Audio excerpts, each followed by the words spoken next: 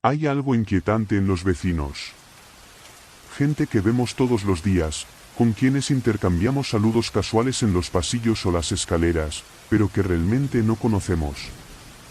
Hoy, te contaré una historia que te hará mirar dos veces a esa persona que vive al otro lado de tu pared. Porque lo que ocurre cuando nadie está mirando, lo que hacen esas personas en la privacidad de sus hogares, a veces es mejor no saberlo. Todo comenzó cuando Laura, una joven que había conseguido su primer departamento en un pequeño edificio, se mudó con muchas ilusiones. Era un lugar sencillo, pero acogedor. Los vecinos parecían amables. Especialmente la señora Amelia, una mujer mayor que vivía justo enfrente de su puerta y que siempre le ofrecía un dulce o un poco de pan casero cuando se cruzaban. Si necesitas algo, no dudes en llamarme, decía con una sonrisa que, aunque amable, tenía algo en su mirada que Laura no podía descifrar del todo. Pero no fue Amelia quien llamó su atención al principio. Fue el vecino del piso de arriba, un hombre joven llamado Marcos, al que apenas había visto un par de veces. Él siempre evitaba el contacto visual, y las pocas veces que lo encontraba en las escaleras, solo murmuraba un tímido hola antes de desaparecer. Algo en su comportamiento intrigó a Laura, pero no le dio demasiada importancia hasta que empezó a escuchar ruidos extraños. Eran golpes secos que comenzaban pasada la medianoche. Al principio pensó que era algo trivial, como muebles moviéndose o alguien caminando con zapatos pesados. Pero las noches siguientes, los sonidos se volvieron más intensos. A veces, parecía que algo golpeaba directamente el suelo, justo sobre su dormitorio. Y lo peor de todo, a veces, escuchaba algo más. Un lamento ahogado, como si alguien estuviera llorando, o gimiendo en el piso de arriba. Una noche, la curiosidad la venció y decidió subir. Tocó la puerta del apartamento de Marcos, pero no hubo respuesta. Los ruidos habían cesado en el momento en que puso el pie en el último escalón. Permaneció allí, esperando, con el corazón latiendo con fuerza, pero la puerta nunca se abrió. Al bajar, le pareció escuchar un susurro. Se giró, pero no había nadie.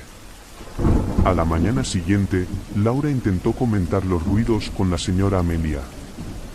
Pero la respuesta que recibió fue extraña. No te preocupes, querida. A veces la casa hace ruidos, ya sabes, por los materiales. Este edificio es viejo. No te preocupes por Marcos. Es un buen chico. Muy tranquilo. La manera en que la señora Amelia pronunció "no te preocupes" hizo que Laura se sintiera más inquieta. Esa noche, los golpes comenzaron de nuevo. Esta vez, eran más fuertes, más desesperados. Laura no podía ignorarlos. Decidió llamar a la administración del edificio, pero nadie contestó. Pensó en llamar a la policía, pero ¿cómo explicar algo que apenas podía describir? Finalmente, optó por intentar grabar los sonidos. Colocó su teléfono cerca del techo y dejó que registrara lo que pudiera. Al día siguiente, revisó la grabación. Los golpes estaban allí, tal como los había escuchado. Pero había algo más. En un momento, entre los golpes, se escuchaba claramente una voz. Era un murmullo casi imperceptible, pero cuando aumentó el volumen, se le heló la sangre. «Ayúdame». Era un susurro, apenas un gemido, pero estaba ahí. Y era de una mujer. Decidida a llegar al fondo del asunto, Laura subió al piso de Marcos al caer la tarde. Esta vez, la puerta estaba entreabierta. Tocó suavemente y llamó a Marcos, pero nadie respondió. Con el corazón en la garganta, empujó la puerta y entró. El departamento estaba en penumbra, pero podía ver que era un lugar desordenado, casi abandonado. Había cajas apiladas, ropa tirada por todos lados y un olor acre en el aire. En el centro de la sala, sobre una mesa, había varias cámaras fotográficas y una computadora encendida. La pantalla mostraba un vídeo pausado. Laura se acercó y, con el corazón latiendo con fuerza, reprodujo el vídeo. Era una grabación de la habitación de Marcos, pero desde una perspectiva extraña, como si la cámara estuviera colocada en el techo. En el vídeo se veía a una mujer encadenada al suelo, luchando por liberarse. El audio estaba distorsionado, pero podía escuchar sus gemidos de desesperación. Laura sintió náuseas y retrocedió. De repente, una mano se posó en su hombro. Era Marcos. Su rostro estaba pálido y sus ojos, inyectados en sangre. Antes de que Laura pudiera reaccionar, él la empujó contra la pared y cerró la puerta de un golpe. «No debiste entrar aquí», dijo con voz temblorosa. Pero antes de que pudiera hacerle algo, otro sonido interrumpió la tensión. Un fuerte golpe proveniente del dormitorio de Marcos. Él pareció paralizarse. Laura, aprovechando su distracción, lo empujó y corrió hacia la habitación. La puerta estaba cerrada con llave, pero al mirar por el ojo de la cerradura, vio algo que la hizo gritar.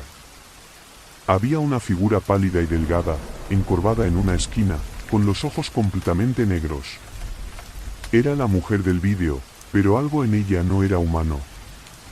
Detrás de Laura, Marcos comenzó a reír de una manera histérica. «Ella no me dejará ir. Y ahora tampoco a ti», dijo. Laura corrió hacia la salida, pero la puerta principal también estaba cerrada. En su desesperación, rompió una ventana y saltó, aterrizando con fuerza en el jardín del edificio. Cuando logró llamar a la policía, no encontró las palabras adecuadas para explicar lo que había sucedido. Sin embargo, cuando los oficiales entraron al departamento de Marcos, lo encontraron vacío. No había muebles, ni cámaras, ni computadora. Solo 4 paredes y un silencio sepulcral. Marcos había desaparecido. Días después, Laura decidió mudarse. Mientras empacaba, la señora Amelia se acercó a su puerta. «Te dije que no te preocuparas», dijo con esa sonrisa inquietante. Marcos también pensó que podía enfrentarlo. «Pero nadie puede escapar de esta casa». Y antes de que Laura pudiera responder, la anciana simplemente se alejó, tarareando una melancólica melodía. Aquella noche, Laura abandonó el edificio. Mientras conducía hacia su nuevo hogar, revisó una última vez el retrovisor. Detrás, en el asiento trasero, la figura pálida y de ojos negros la observaba fijamente. Hay secretos que solo conocen los muros de un edificio, cosas que jamás deberían salir a la luz. Y a veces, esos secretos pertenecen a los vecinos que parecen los más normales. Esta es la historia de un hombre llamado David y cómo su curiosidad lo llevó a descubrir algo que nunca podrá olvidar. David se había mudado a un complejo de departamentos en las afueras de la ciudad. Era un lugar tranquilo, ideal para alguien que trabajaba desde casa y buscaba paz. Todo iba bien, excepto por su vecino de al lado, un hombre llamado Hernán, al que apenas había visto un par de veces. Hernán era un tipo alto, de cabello gris, con una forma de caminar pausada, casi mecánica. Nunca intercambiaban más que un frío «buenos días» en el pasillo. Pero había algo extraño en él, algo que David no podía identificar. La primera vez que David notó algo raro fue una noche en que el edificio quedó en completo silencio, excepto por un ruido constante que venía del departamento de Hernán. Era un golpeteo, suave pero rítmico, como si alguien estuviera martillando clavos lentamente. Duró horas, hasta que, de repente, se detuvo. Al día siguiente, Hernán actuó como si nada hubiera pasado. Con los días, los ruidos se hicieron más frecuentes, pero nunca parecían tener una explicación. A veces eran susurros que se filtraban a través de las paredes, a veces risas, como si varias personas estuvieran en su apartamento, aunque nadie entraba ni salía. Una noche, David se armó de valor y tocó la puerta de Hernán, pero nadie respondió. Pensó que tal vez estaba exagerando, pero al regresar a su departamento, notó algo más. El golpeteo había comenzado otra vez, y esta vez era mucho más fuerte. David decidió ignorarlo, pero su curiosidad lo estaba consumiendo. Una noche, colocó su oído contra la pared que separaba ambos departamentos y escuchó algo que lo paralizó, un llanto. Era débil, pero inconfundible. Una voz femenina sollozaba algo incomprensible. Cuando David golpeó la pared para intentar llamar la atención, el llanto se detuvo abruptamente. La paranoia comenzó a invadirlo. No podía concentrarse en su trabajo, y cada vez que veía a Hernán, sentía un escalofrío recorriendo su espalda. Hernán siempre llevaba un saco negro, aunque hiciera calor, y cargaba consigo una vieja maleta de cuero. David trató de decirse a sí mismo que eran solo cosas de su imaginación, pero todo cambió cuando una noche vio algo por su mirilla. Eran las 3 de la madrugada. David había escuchado pasos en el pasillo, lo suficientemente pesados como para despertarlo. Miró por la mirilla y vio a Hernán arrastrando su maleta, pero lo que le llamó la atención fue que de esta sobresalía algo, como un mechón de cabello. Hernán caminaba lentamente, dirigiéndose hacia las escaleras de emergencia. David no pudo más. Algo estaba pasando, y necesitaba saber qué. Esperó hasta que todo estuvo en silencio y salió al pasillo. Las escaleras de emergencia daban a una vieja bodega en el sótano del edificio, un lugar que nadie usaba. Siguiendo su instinto, bajó con cuidado, sintiendo el frío del concreto bajo sus pies descalzos. Cuando llegó a la bodega, la puerta estaba entreabierta. David contuvo la respiración y miró adentro. Hernán estaba de pie en el centro de la habitación, y a su alrededor había varias figuras. Eran maniquíes, pero estaban vestidos como personas, con ropa vieja y rostros pintados grotescamente. Algunos tenían pelucas, otros sombreros, y todos estaban colocados en posiciones extrañas, como si Hernán los hubiera acomodado para una especie de ritual. En el suelo, la maleta estaba abierta, y David alcanzó a ver lo que había dentro, ropa ensangrentada. Antes de que pudiera hacer algo, Hernán habló sin darse la vuelta. Sé que estás ahí, David. Siempre eres curioso, ¿verdad? Siempre metiendo la nariz donde no debes. David quiso correr, pero sus piernas no respondieron. Hernán se giró lentamente, y en su mano llevaba un martillo. No te preocupes. Ahora serás parte de mi familia. No duele mucho, lo prometo. En ese momento, algo se movió detrás de Hernán. Una de las figuras, que David pensaba que era otro maniquí, se levantó. Era una mujer, pálida y demacrada, con ojos desorbitados. Antes de que Hernán pudiera reaccionar, la mujer le clavó un objeto metálico en el pecho. Hernán cayó al suelo, jadeando y con los ojos llenos de furia. David, aterrorizado, salió corriendo del sótano, sin mirar atrás. Esa misma noche abandonó el edificio, dejando todas sus pertenencias. Al día siguiente, quiso denunciar lo sucedido, pero cuando la policía fue al lugar, no encontró nada fuera de lo común. No había maniquíes, ni maleta, ni rastro de Hernán. Nadie en el edificio parecía recordar siquiera que él hubiera vivido allí. Desde entonces, David nunca volvió a vivir en un lugar con vecinos. Pero, a veces, en sus pesadillas, escucha el suave golpeteo de un martillo en la distancia. Hay algo especial en la tranquilidad de un vecindario residencial. Las casas ordenadas, los jardines cuidados, las luces tenues en las ventanas que dan la sensación de seguridad. Pero a veces, esa calma es solo un disfraz. Eso fue lo que descubrió Verónica cuando se mudó a la casa 26B. Todo comenzó con una nota. Verónica había llegado al vecindario hacía apenas una semana. Era una mujer solitaria, buscando un nuevo comienzo tras la muerte de su madre. La casa que alquiló era pequeña, pero acogedora. Sus vecinos parecían amigables, aunque reservados. Excepto por la familia que vivía justo frente a su casa. Era un matrimonio mayor, los Garrido, y su hija adolescente, Lucía. Verónica los había visto varias veces, la pareja siempre de la mano, con sonrisas forzadas, y Lucía, siempre detrás, con una expresión ausente. Nunca la miraba directamente a los ojos. Una noche, mientras desempacaba las últimas cajas, escuchó un golpe en la puerta principal. Al abrir, no había nadie, solo un pedazo de papel doblado en el suelo. Lo recogió, intrigada, y al abrirlo leyó 4 palabras que hicieron que su corazón se acelerara. No confíes en ellos. Verónica salió al porche, mirando a ambos lados de la calle.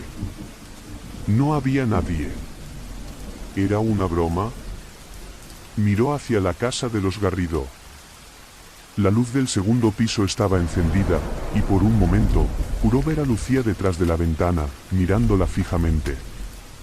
A la mañana siguiente, Verónica trató de olvidarse de la nota. Quizás era alguna tontería de un vecino aburrido. Pero todo cambió cuando se cruzó con Lucía mientras sacaba la basura. «Hola», dijo Verónica, sonriendo. Lucía bajó la mirada y apretó los labios. «¿Estás bien?», insistió. Lucía levantó la cabeza rápidamente, como si quisiera decir algo, pero en ese momento, la puerta de su casa se abrió. Su madre, la señora Garrido, apareció con una sonrisa que no llegó a sus ojos. «Lucía, entra a casa», dijo con una voz tan dulce como una amenaza. Lucía obedeció sin decir una palabra. Antes de entrar, le dirigió a Verónica una última mirada que parecía decir, «Ayúdame». Esa noche, Verónica no podía dejar de pensar en la extraña familia.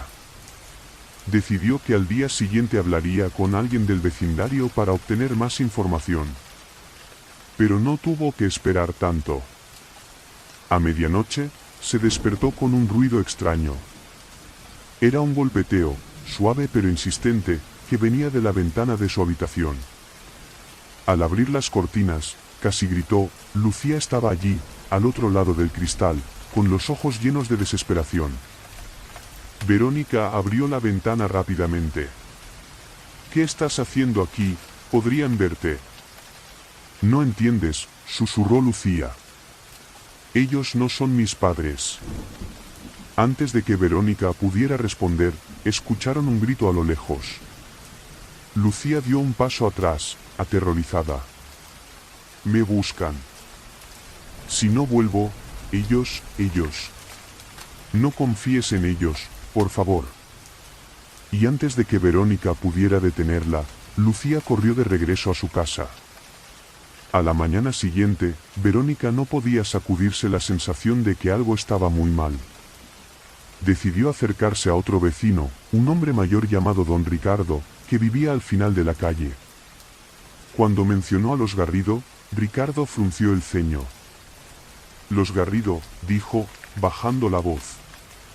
«Esa familia no tiene nada bueno. Llegaron hace un año y desde entonces, bueno, cosas raras han pasado. Mascotas desaparecidas, luces en el bosque detrás de las casas, y Lucía, esa niña no era así antes». «¿Qué quiere decir?». «Era una niña feliz. Luego, un día, se enfermó. O eso dijeron ellos. Desde entonces, es como un fantasma. No confío en ellos, y tú tampoco deberías».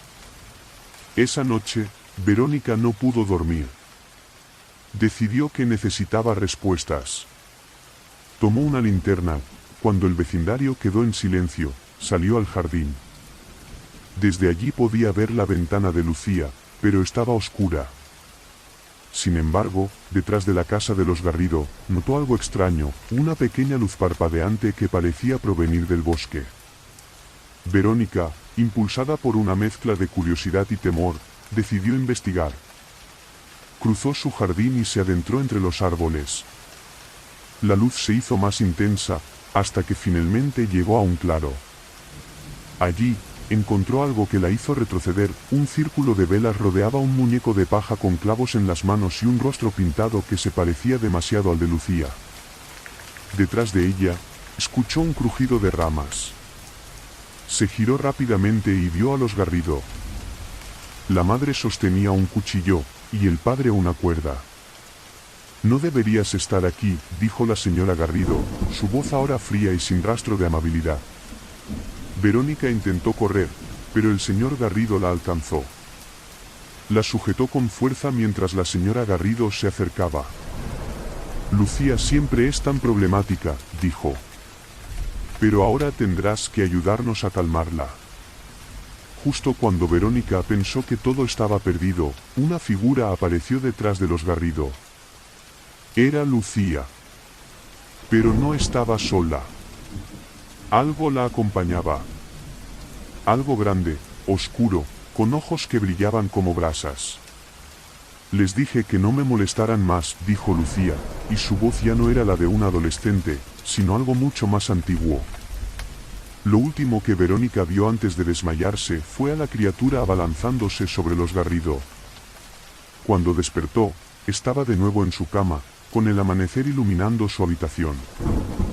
Lucía nunca volvió a ser vista, y la casa de los Garrido quedó abandonada. Pero a veces, cuando el viento sopla entre los árboles, Verónica jura escuchar la voz de Lucía, susurrando. Gracias por escucharme. Desde el momento en que Daniela se mudó al edificio, San Cristóbal, supo que había algo fuera de lugar. No era nada concreto, pero había una atmósfera pesada, como si el aire en los pasillos estuviera cargado de algo que no podía ver. Era un edificio antiguo, de esos que crujen con cada paso y donde las sombras parecen moverse por su cuenta. Daniela apenas había desempacado cuando una anciana de cabello blanco y ojos vidriosos tocó a su puerta. Bienvenida, dijo con una sonrisa que no era del todo cálida. Soy Amalia, vivo justo abajo.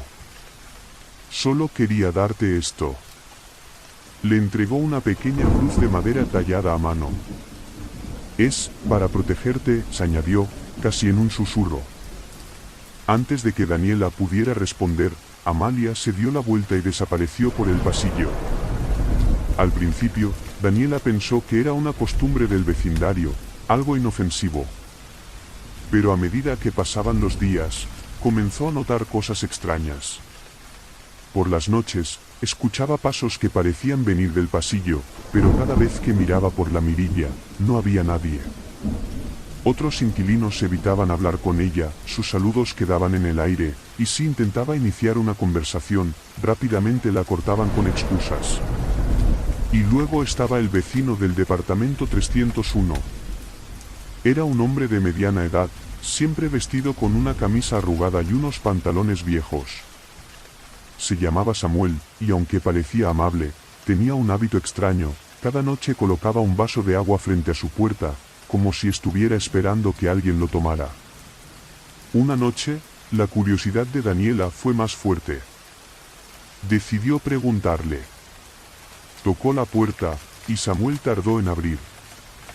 Cuando lo hizo, parecía cansado, como si no hubiera dormido en días. ¿Por qué dejas ese vaso fuera?, preguntó ella con una sonrisa nerviosa. Samuel la miró fijamente, como si estuviera evaluando si debía responderle. Finalmente, dijo. Es para él. Si no lo hago, entra. Antes de que Daniela pudiera pedirle una explicación, Samuel cerró la puerta de golpe. Esa noche, mientras intentaba dormir, escuchó un sonido extraño, algo como un susurro que venía de las paredes. Se levantó y recorrió su departamento, pero no encontró nada fuera de lo común. Sin embargo, cuando miró hacia la puerta, notó algo que la hizo retroceder. Un vaso de agua, idéntico al de Samuel, estaba frente a su entrada. ¿Alguien lo había dejado allí? ¿Samuel? ¿Amalia? Trató de convencerse de que era una broma, pero cuando abrió la puerta para retirarlo, vio algo que la hizo soltar el vaso. En el fondo del pasillo, una figura oscura estaba de pie, inmóvil, con los ojos brillando en la penumbra. Daniela cerró la puerta de un golpe, su corazón latiendo con fuerza. A la mañana siguiente, fue a buscar a Amalia. La anciana la recibió con la misma cruzada de brazos y una expresión que no auguraba nada bueno. Te advertí que te protegerías, dijo Amalia. Si viste algo, ya es tarde. ¿Qué es lo que está pasando en este edificio?, preguntó Daniela, desesperada. Amalia suspiró y miró hacia la ventana, como si estuviera buscando las palabras correctas. Hay algo en el San Cristóbal. Algo que no debería estar aquí. Desde hace años, décadas, incluso. Es una presencia que nunca se ha ido. Se alimenta del miedo, del dolor. Y siempre empieza igual, con los vasos de agua. Daniela sintió un escalofrío. ¿Qué puedo hacer? Vete, respondió Amalia sin dudarlo. Pero si decides quedarte, no le des la espalda. Y nunca entres al 301. Esa misma noche, Daniela empacó sus cosas. Estaba decidida a irse, pero mientras cargaba sus maletas, escuchó un ruido en el pasillo. Era como si algo estuviera arañando la madera. Se acercó con cautela y, al mirar, vio a Samuel, parado frente a su puerta, con un vaso en la mano. No te vayas, dijo, su voz apenas un susurro. Si te vas, irá por mí.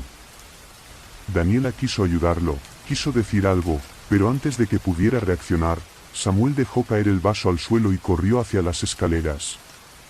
El ruido de sus pasos resonó en todo el edificio hasta que, de repente, se detuvo. Cuando Daniela lo alcanzó, no había rastro de Samuel. Solo el eco de algo que sonaba como una risa baja y gutural. Esa fue la última vez que alguien vio a Samuel.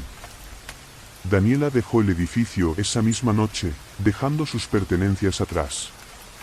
Nunca miró hacia atrás, pero a veces, en sus sueños, escucha el sonido de un vaso colocándose en el suelo y siente que algo, o alguien, la está observando desde la oscuridad. Desde entonces, evita los edificios antiguos. Pero en lo profundo de su corazón, sabe que lo que estaba en el San Cristóbal aún la sigue buscando. A veces, la peor amenaza no viene de extraños, sino de quienes están más cerca. Eso fue lo que descubrió Diego cuando se mudó al viejo condominio, La Hacienda. Un lugar que, a pesar de su deterioro, tenía una atmósfera encantadora, casi como un viaje al pasado. Los vecinos eran amables, atentos, pero con un detalle inquietante, parecía que todos estaban constantemente vigilándose entre ellos.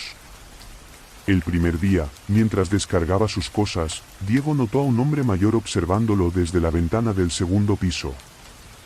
No hizo ningún intento de disimular, simplemente lo miraba fijamente, con una expresión indescifrable.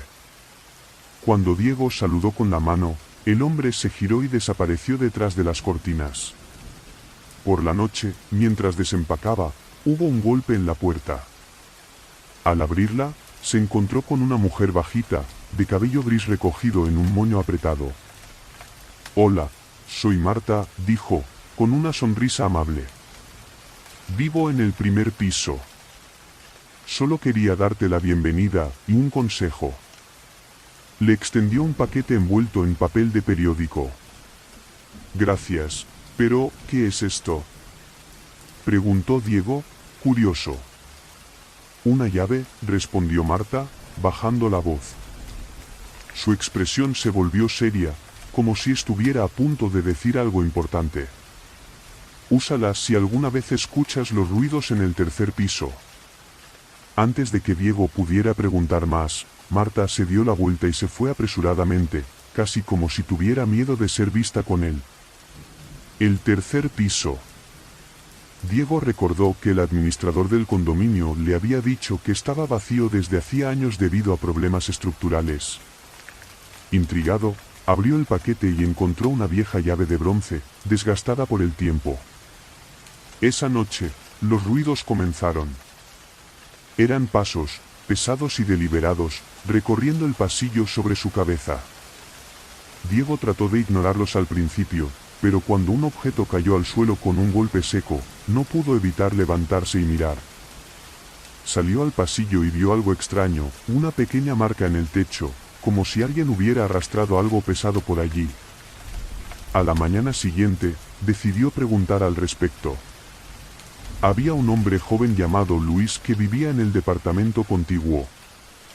Cuando Diego le mencionó los ruidos, Luis palideció.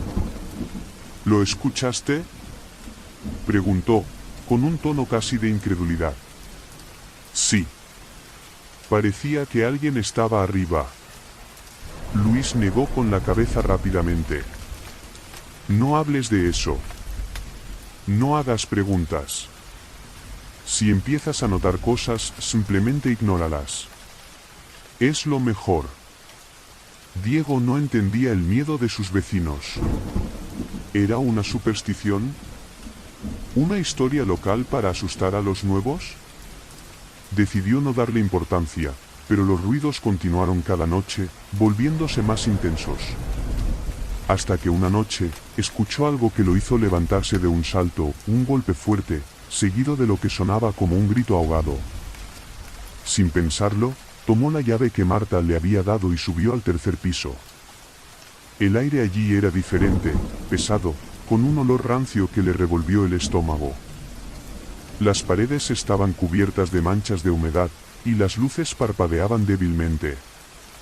Siguió los sonidos hasta llegar a una puerta al final del pasillo. Insertó la llave y la giró. La cerradura cedió con un clic metálico, y la puerta se abrió lentamente, revelando una habitación casi vacía. Casi. En el centro había una mesa cubierta con un mantel blanco, y sobre ella, una serie de objetos extraños, velas consumidas, un espejo antiguo con el cristal roto, y una figura tallada en madera que parecía un rostro humano retorcido en una mueca de dolor. Pero lo que más llamó su atención fue una silla al fondo de la habitación. Sobre ella, había una silueta inmóvil, cubierta con una sábana blanca. Diego sintió un nudo en el estómago mientras se acercaba lentamente. «Hola», dijo con voz temblorosa. No hubo respuesta. Con manos temblorosas, agarró el borde de la sábana y la retiró de un tirón. La silla estaba vacía. Antes de que pudiera reaccionar, sintió algo detrás de él. Se giró rápidamente y vio a una figura alta y delgada, con los ojos hundidos y la piel pálida como el mármol. No parecía humano. No del todo. Diego tropezó hacia atrás, pero la figura no se movió. Solo lo observó, como si lo estuviera evaluando. Luego, sin previo aviso, desapareció, dejando tras de sí un frío que llenó la habitación. Diego salió corriendo del tercer piso y regresó a su departamento. Apenas pudo dormir esa noche, y a la mañana siguiente decidió que era momento de marcharse. Pero cuando fue al administrador para entregar la llave, este lo miró con una mezcla de pena y resignación. «¿Subiste al tercer piso, verdad?», preguntó. Diego asintió, confundido. «Entonces ya no puedes irte», dijo el hombre, con un suspiro. «Ahora formas parte de esto». Los vecinos evitaron a Diego desde ese momento. El tercer piso se volvió más ruidoso, y a veces, al mirar por la ventana, veía la figura pálida observándolo desde las sombras.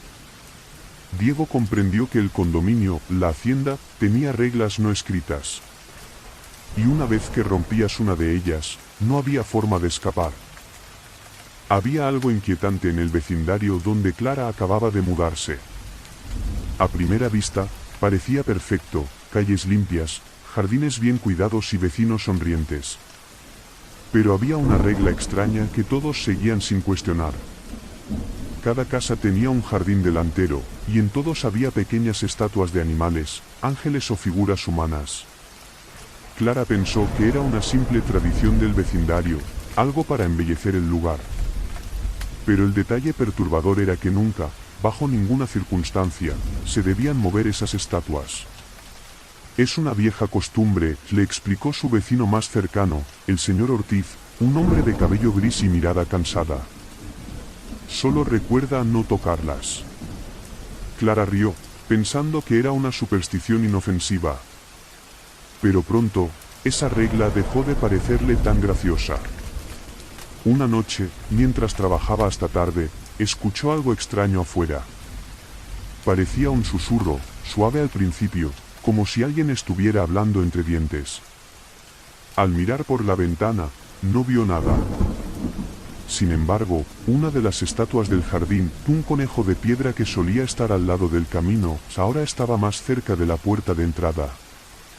Qué raro, pensó Clara. Al día siguiente, mencionó lo sucedido a su vecina, Laura, quien la miró con una mezcla de miedo y lástima. ¿Estás segura de que la moviste tú misma?, preguntó Laura, sin mucho ánimo. No la toqué. ¿Por qué? Laura bajó la voz. Es mejor no hablar de eso. Solo asegúrate de no tocarla. Esa noche, Clara no podía dejar de mirar por la ventana. El conejo seguía allí, inmóvil, pero algo en su postura parecía diferente. Decidió que al día siguiente lo devolvería a su lugar original. No creía en supersticiones. Al amanecer, salió al jardín, se agachó junto al conejo y lo levantó. Era más pesado de lo que esperaba. Lo colocó de nuevo junto al camino y se sintió tonta por haberse preocupado tanto. Pero justo cuando estaba volviendo a casa, notó algo que la hizo detenerse. Las demás estatuas del vecindario estaban ahora mirando hacia ella. Clara trató de convencerse de que era una coincidencia, que simplemente nunca se había fijado en la dirección de las figuras. Pero durante los días siguientes, las cosas comenzaron a empeorar. Por las noches, los susurros se hacían más fuertes, y al mirar por la ventana, las estatuas parecían moverse, acercándose cada vez más a su casa. Una noche, decidió confrontar al señor Ortiz. Tocó a su puerta con insistencia, y cuando finalmente abrió, su rostro estaba pálido y lleno de preocupación. ¿Qué hiciste?, preguntó él, sin necesidad de que ella explicara nada. Clara vaciló. Moví una de las estatuas. Pero no entiendo qué está pasando. El señor Ortiz suspiró y la hizo pasar. Estas estatuas no son decoraciones, dijo, con la voz temblorosa. Son guardianes. Cada figura contiene algo que no debe ser liberado. Cuando las mueves, rompes el equilibrio, y lo que está dentro empieza a despertar.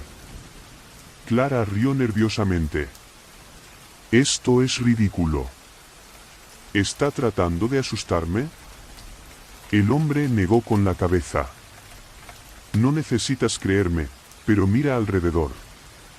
¿Te has dado cuenta de que en este vecindario nadie tiene mascotas? Nadie deja juguetes en los jardines. Todo está perfectamente ordenado porque las estatuas lo exigen. Esa noche, los susurros se transformaron en golpes.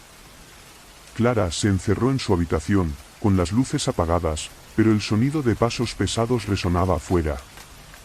Al mirar por la ventana, vio que el conejo estaba nuevamente en su puerta, pero esta vez, su expresión había cambiado. Sus ojos de piedra, antes vacíos, ahora tenían un brillo extraño, casi humano. Al día siguiente, Clara intentó abandonar el vecindario. Llamó a una compañía de mudanzas y empacó sus cosas apresuradamente. Pero cuando estaba cargando la última caja en su auto, un grupo de vecinos se reunió frente a su casa. No parecían amigables. No puedes irte, dijo Laura, con una voz más fría de lo que Clara esperaba. ¿Qué? Claro que puedo. Esto es ridículo. El señor Ortiz dio un paso al frente. Moviste la estatua. Ahora estás vinculada a ella. Si te vas, no solo te seguirá, sino que se volverá más fuerte. Necesitamos que te quedes para contenerlo. Clara sintió que su corazón se detenía. ¿Qué se supone que hago? Convive con ella. No la provoques. Con el tiempo, puede calmarse. Esa noche, Clara no durmió. Los golpes continuaron, y ahora venían desde dentro de la casa. El conejo había aparecido en su sala de estar, y sus ojos brillaban intensamente en la penumbra. La última vez que alguien vio a Clara, estaba en su jardín, inmóvil, con los ojos abiertos de par en par. Parecía petrificada. En el lugar donde antes estaba el conejo, ahora había una nueva estatua, una figura humana que se parecía inquietantemente a ella.